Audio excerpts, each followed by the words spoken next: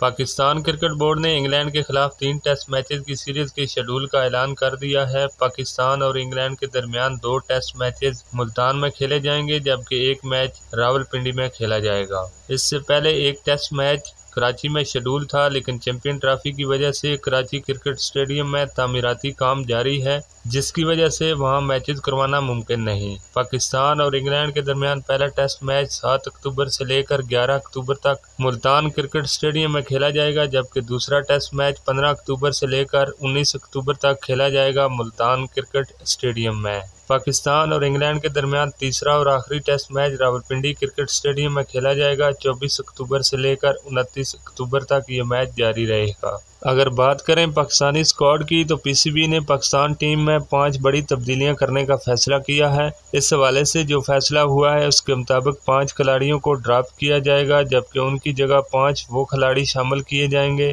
जो पिछले 2 सालों से पीसीबी का दरवाज़ा खटखटा रहे हैं। इनमें कुछ खिलाड़ी नए भी हैं और कुछ खिलाड़ी पुराने हैं। नंबर 1 पर जो बड़ी तब्दीली की जा रही है वो तब्दीली अब्दुल्ला शफीक की सूरत में सामने आई है, जिनको रिप्लेस करेंगे मोहम्मद हुरैरा। अब्दुल्ला शफीक जो कि बांग्लादेश के खिलाफ मुकम्मल फ्लॉप नजर आए और कोई खातिर ख्वाह परफॉर्मेंस नहीं दिखा सके।